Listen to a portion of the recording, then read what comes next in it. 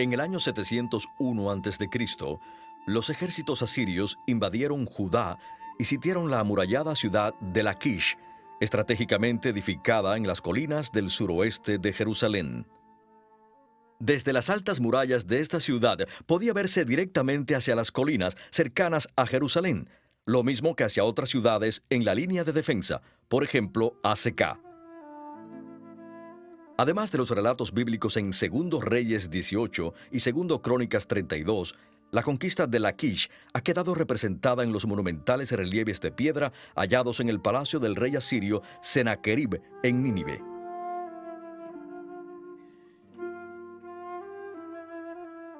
Los atacantes asirios construyeron rampas hacia las murallas para así poder acercar sus arietes. Dentro de la ciudad, los defensores construyeron sus propias rampas para elevar aún más las murallas. Esto obligó a los asirios a elevar más sus rampas antes de poder conquistar la ciudad. En el mismo año 701, los asirios sitiaron Jerusalén. El rey Ezequías de Judá no pudo resistir el asalto y aceptó pagar un alto tributo a Asiria. Solo entonces el ejército invasor se alejó de Judá. Más tarde la ciudad de Laquis fue reconstruida por el rey Josías, pero en escala más reducida. Sin embargo, en el año 597 el país fue nuevamente invadido, esta vez por los babilonios, y Laquis volvió a ser destruida. En las puertas de la ciudad, los arqueólogos hallaron las famosas cartas de Laquis. Estas son los remanentes de la correspondencia entre el comandante de la ciudad de Laquis y un puesto de avanzada de Judá en el momento de la invasión babilónica. Según el ejército del rey Nabucodonosor avanzaba hacia Laquis, el comandante del puesto escribía: «Estamos atentos a las señales de Laquis, conforme a todas las indicaciones que usted nos dio, pero no podemos ver la señal de fuego de Azekah». Por Jeremías 34:7 sabemos que Azekah y Laquis fueron las últimas ciudades en caer en manos de los babilonios antes de que estos sitiaran Jerusalén.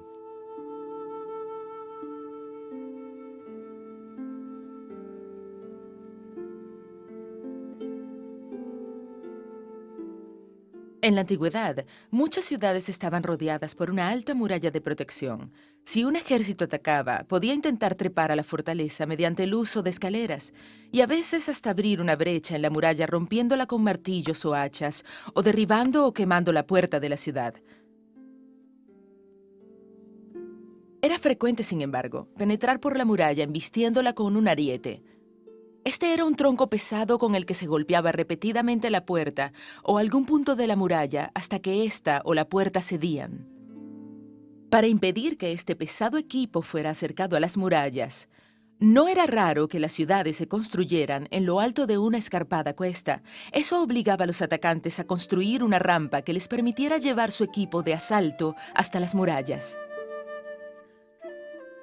Por lo general, entrar desde abajo implicaba el largo proceso de cavar un túnel por debajo de la muralla.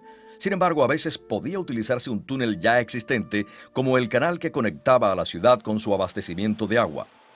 Según 2 Samuel 5:8, un canal de agua le permitió a Joab, general de David, capturar Jerusalén. Los defensores de una ciudad podían ser ingeniosos en cuanto a cómo neutralizar los esfuerzos de los atacantes. Empujaban las escaleras desde arriba, construían segundas murallas detrás de las primeras y lanzaban grandes piedras y fuego sobre los atacantes que se acercaban a la muralla. Para proteger a los soldados que trabajaban cerca de la muralla, el ejército atacante construía una especie de escudo protector que cubría a los soldados. Este dispositivo lo menciona el profeta Nahum cuando dice: «Se apresuran hacia la muralla y se prepara el parapeto».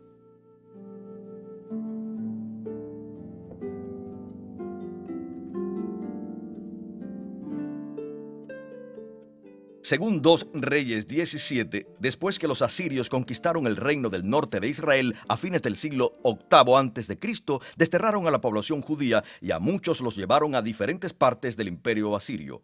A la vez, los asirios trajeron una mezcla de pueblos de otros países conquistados.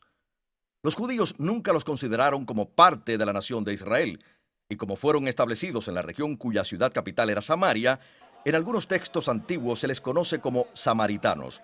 La ciudad de Samaria estaba en una colina cerca de los montes Gerizim y Ebal.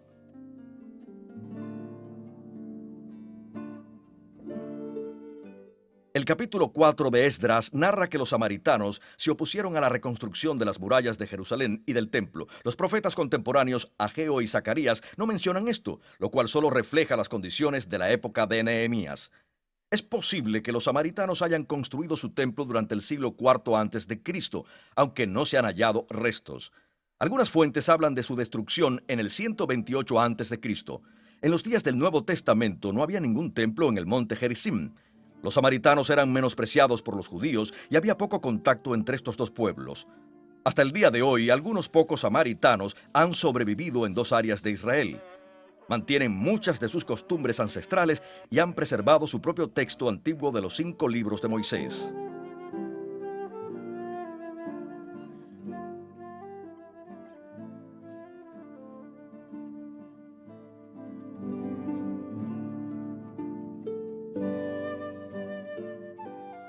El rey Josías de Judá es bien conocido por sus reformas religiosas.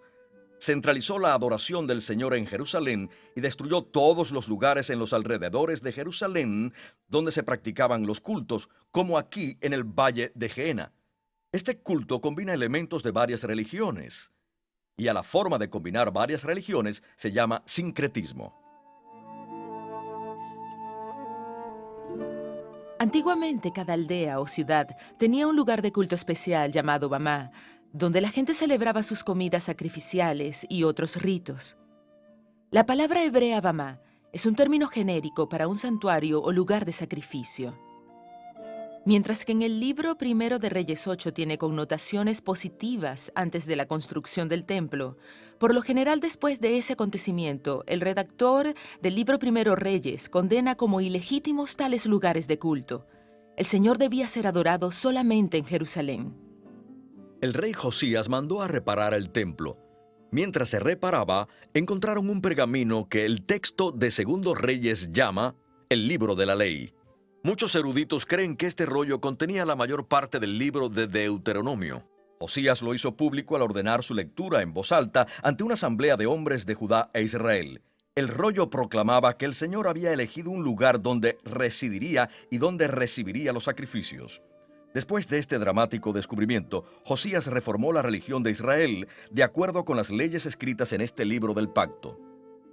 Después de la caída del imperio asirio, pasó algún tiempo antes de que los babilonios establecieran su autoridad en Siria, Fenicia y Canaán. Los egipcios aprovecharon la situación e intentaron reafirmar su propia influencia en esas áreas.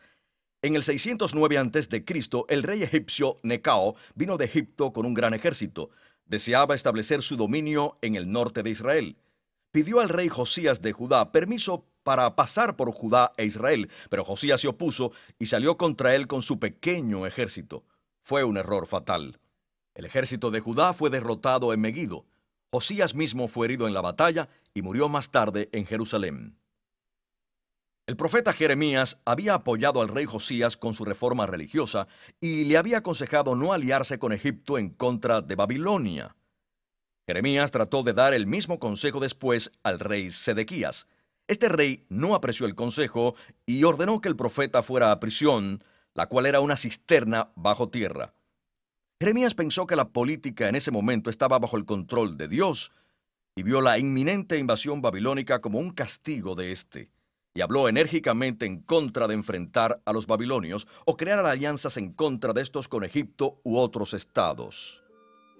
Sin embargo, los reyes de Judá que sucedieron a Josías se aliaron con Egipto contra el creciente poder de Babilonia. Esto conduciría a la caída de Judá. En el 597 a.C., el rey babilónico Nabucodonosor invadió Judá. Más tarde, en otra invasión en el 587, reatacó esta ciudad en Laquis, la cual fue reconstruida en menor escala por el rey Josías después de la invasión de los asirios. Los babilonios gobernaron en la tierra de Israel durante 60 años, período que fue de gran importancia en la historia israelita, especialmente en el desarrollo espiritual e intelectual de la comunidad judía que fue llevada cautiva a Babilonia. La ciudad de Babilonia era muy grande y hermosa. Su sigurat principal, o Torre de Babel, La muralla de la ciudad y el palacio de Nabucodonosor se volvieron legendarias. Era una ciudad llena de templos dedicados a los grandes dioses de los babilonios. Entre ellos, los más importantes eran Shamash, dios del sol; Sin, la diosa de la luna; Ishtar, la diosa del amor y de la fertilidad, también conocida como la reina del cielo; Adad, dios de las tormentas, la lluvia y la guerra; y Marduk, el dios nacional protector de la ciudad y del rey.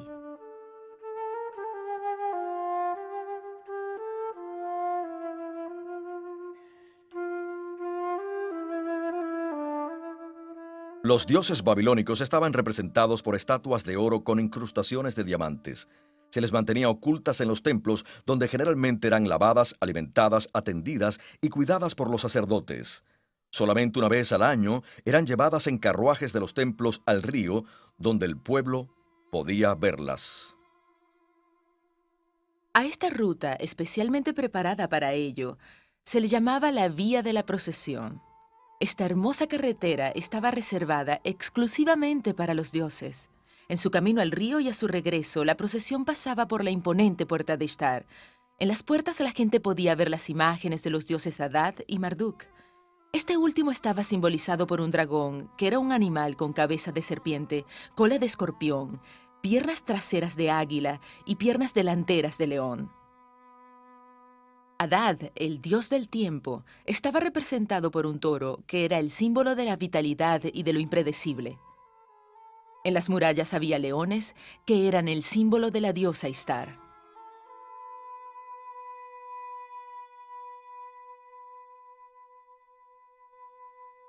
En el capítulo 40 de Isaías, que la mayoría de los eruditos considera que fue escrito en un contexto babilonio, encontramos las palabras de un profeta desconocido, al que a veces se llama Segundo Isaías.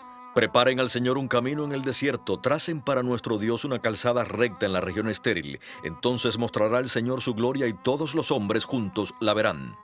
El Dios de Israel viajará por un camino preparado especialmente para él, y todos lo verán. Este camino se volverá también una senda a través del desierto, para que los exiliados vuelvan de Babilonia a Jerusalén, su patria. La vía de la procesión en Babilonia habrá servido de escenario para esta visión. Para el profeta, la gloria de Dios no se revelaría en ostentosas imágenes de oro, sino en la liberación y retorno de los exiliados judíos. Otro profeta que vivió entre los cautivos judíos en Babilonia fue Ezequiel. Este pronunció sus profecías en los años del cautiverio. En una de ellas anunció que un templo ideal se construiría un día reemplazando el que los babilonios destruyeron. Una visión llevó a Ezequiel a Jerusalén, y allí observó un hombre que con una vara tomaba las medidas del nuevo templo. Esta que estoy usando se acerca a la medida de la que usaban en la visión de Ezequiel.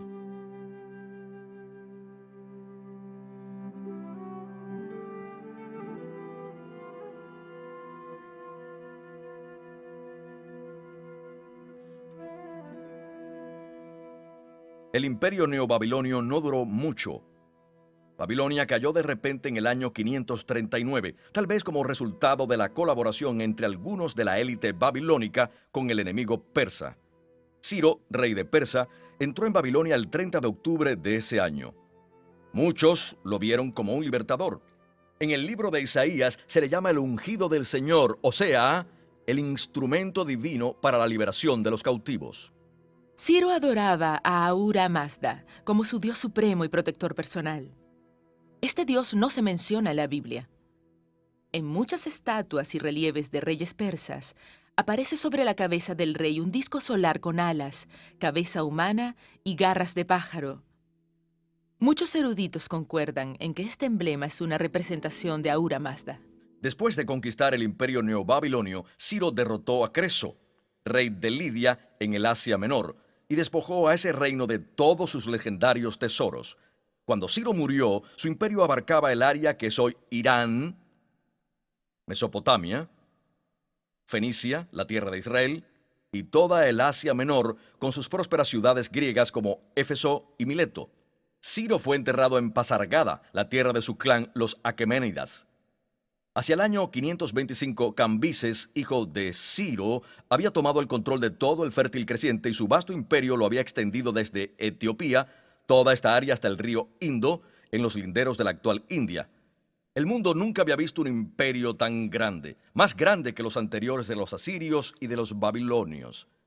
Los persas mantuvieron su dominio por casi 200 años. La mayor parte del año el rey persa residía en la ciudad de Susa, donde se desarrolla la historia de Esther. Durante el verano, el rey escapaba del extremo calor de Susa y vivía en la ciudad de Ecbatana, en los Montes Sagros, 600 kilómetros al noreste de Susa. Según una tradición tardía, Esther y Mardoqueo fueron enterrados en Ecbatana.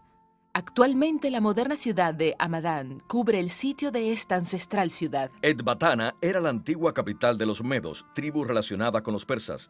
Durante los últimos años del imperio neobabilonio, los persas habían llegado a ser una nación poderosa. La madre de Ciro el Grande era la hija de uno de los reyes medos.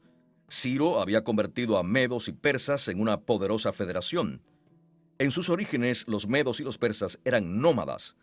Durante los meses de invierno vivían con sus ovejas y ganados en las regiones más bajas, mientras que en verano se trasladaban con sus rebaños a las montañas. La región en torno de la ciudad de Susa era habitada por los elamitas durante el segundo milenio antes de Cristo. La cultura de los elamitas era semejante a las culturas de Mesopotamia. El Sigurat, cercano a Susa, actualmente en restauración, es un testimonio de la antigua estirpe elamita. Los arqueólogos aún están desenterrando esta antigua cultura. Los elamitas también fueron parte de la Federación Persa y junto con los medos formaron la espina dorsal de la poderosa estructura persa. Los reyes persas acostumbraban erigir enormes estatuas de sí mismos como símbolo de su esplendor y poder. El libro de Daniel nos cuenta que el rey Darío II ordenaba a sus súbditos adorar tal estatua. Cuando Daniel se negó, fue lanzado a un foso donde había leones. A menudo los reyes persas mantenían un parque zoológico privado. La guarida de los leones pudo haber estado aquí, en algún lugar cercano al palacio.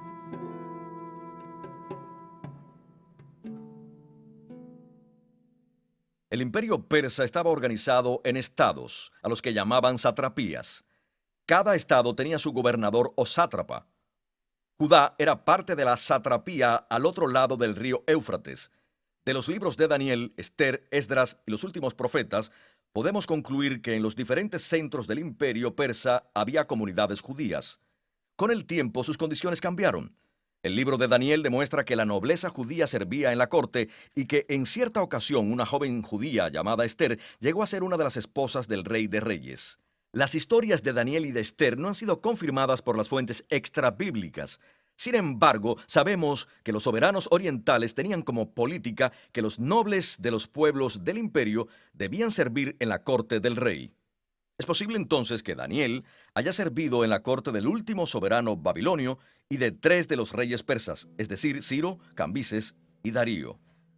Darío el Grande construyó Persépolis, un nuevo complejo palaciego en el corazón de Persia. Allí concentró todos los tesoros que los ejércitos persas habían capturado en Mesopotamia, Egipto, Fenicia y el Asia Menor.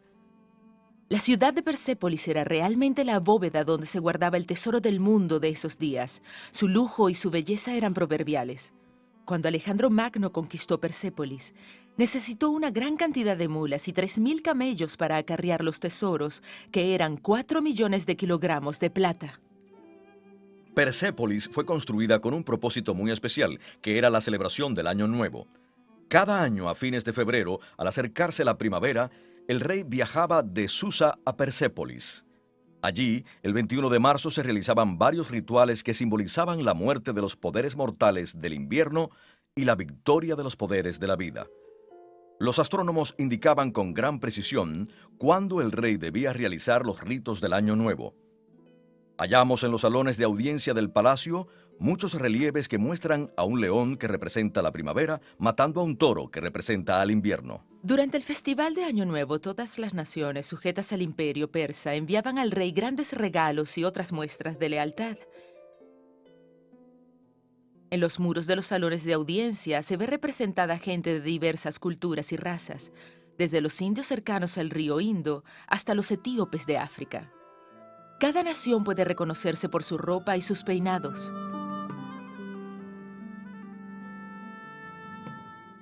Siempre a la vanguardia están los medos con sus trajes cortos, ya que sus nobles eran junto con los nobles persas los principales servidores civiles del rey.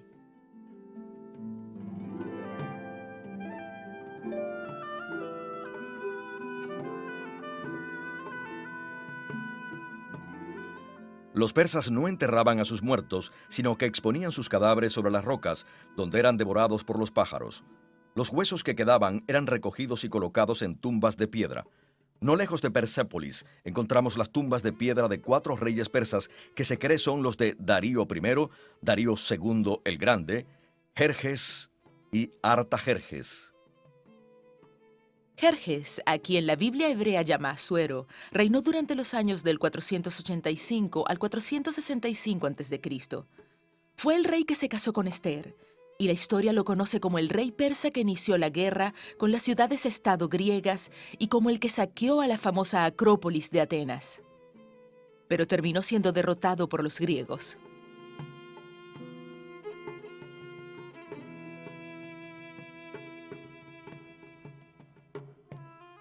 Como un año después de la victoria de Ciro sobre los babilonios, este decretó que los exiliados judíos podían volver a su tierra y reconstruir su templo.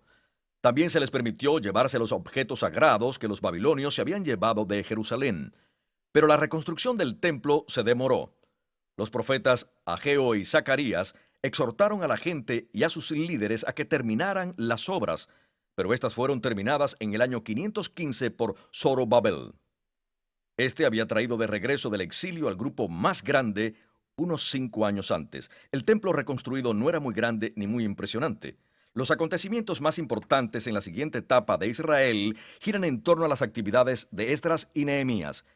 Ellos fueron muy activos en la última mitad del siglo V, aunque no es muy precisa la relación cronológica entre estos dos hombres. A Esdras el rey persa le permitió administrar la ley de Dios y educar a los judíos según esta ley. Además, condujo de regreso a la tierra a un tercer grupo más pequeño de exiliados. Esdras emprendió una vasta reforma social que incluía la condena de uniones mixtas entre hombres judíos y mujeres no judías. La base de esta reforma era el Pentateuco o Ley de Moisés. A Esdras se atribuye el extenso trabajo realizado en el texto de la ley, en especial en el libro del Deuteronomio, aunque también puede haber escrito los libros de crónicas. Las murallas de Jerusalén habían sido seriamente dañadas o destruidas por los babilonios, y durante casi 150 años se mantuvieron deterioradas. Nehemías, que era criado personal de un rey persa, obtuvo el permiso de reconstruir las murallas. El libro de Nehemías nos cuenta cómo las murallas fueron reconstruidas en tan solo 52 días, a pesar de la fuerte oposición de vecinos no judíos. Pero por causa de la rapidez con que se construyeron las murallas, no eran muy sólidas ni impresionantes. En el libro de Nehemías se narra su reconstrucción y varias secciones han sido descubiertas. Las escrituras llaman a Esdras sacerdote y escriba. Aunque más tarde el título de escriba llegó a aplicarse a quien era una autoridad en las escrituras, al principio solo se refería a quien copiaba textos, o sea, a una especie de secretario de gente importante. Toda sociedad necesita conservar su historia. Los primeros sistemas de escritura fueron desarrollados por los sumerios hace más de 5000 años. Utilizaban una caña puntiaguda con la que hacían rasgos en tablas de arcilla blanda. Esto se conoce como escritura cuneiforme. A veces se grababan en superficies de piedra. Los egipcios crearon un sistema de escritura distinto al que llamaban jeroglíficos. Esta escritura consistía en pequeñas imágenes que representaban objetos, grupos de sonidos y sonidos individuales. Había centenares de estos símbolos y habría sido muy difícil aprenderlos todos. Por eso, solo unos cuantos sacerdotes, especialmente educados, podían leer o escribir. A mediados del segundo milenio antes de Cristo, llegó a Canaán un novedoso avance en la escritura. Para cada sonido consonantal se creó un símbolo o letra separada. Así nació el primer alfabeto. Con el tiempo, diversas culturas adaptaron este gran invento como sistema de escritura para sus respectivos idiomas.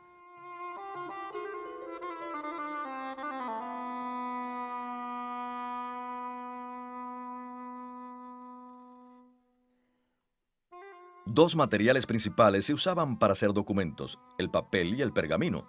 El papel se hacía de la planta del papiro, que se cosechaba en el delta del río Nilo en Egipto. La materia prima se tomaba de las plantas más largas, que alcanzan más de 10 metros de altura. La corteza verde exterior se pelaba con un cuchillo, y la médula interior se cortaba en tiras finas, sobre las que se pasaba un rodillo contra una superficie plana. Las tiras enrolladas se cortaban según la longitud requerida. Las hojas de papiro se hacían colocando tiras paralelamente, tanto en forma horizontal como vertical, que luego se presionaban juntas. La hoja así formada se cubría con fieltro en ambos lados y luego se secaba en una prensa. Fragmentos de papiro, algunos de los cuales incluyen textos bíblicos del Antiguo Testamento, se han hallado entre los rollos del Mar Muerto en la antigua biblioteca de la comunidad de Qumran, en el desierto de Judea.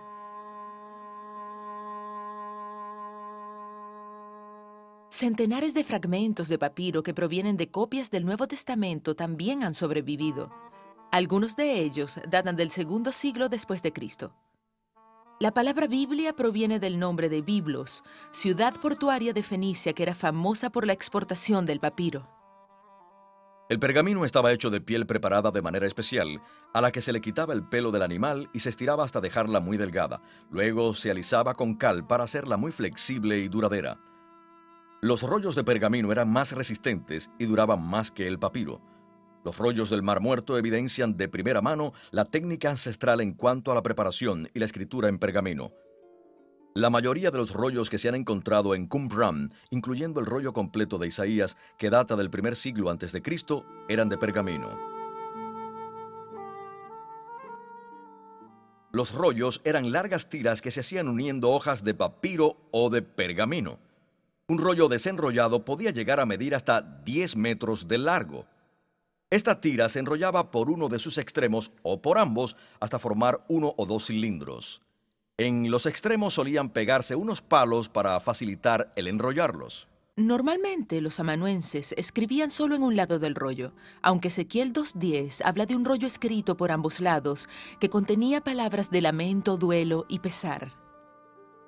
El códice o libro encuadernado con páginas individuales vino a usarse en el siglo I antes de Cristo, y su uso se generalizó 1 o 2 siglos después. Así que los libros del Antiguo Testamento, los deuterocanónicos y tal vez el Nuevo Testamento eran rollos, no cuadernos. Si una carta o documento debía enviarse a alguna parte, primero se ataba bien y luego se sellaba con un sello de arcilla o de cera derretida. Sobre la cera o arcilla aún blanda, el remitente estampaba su sello, que podía ser un anillo o un dispositivo especial.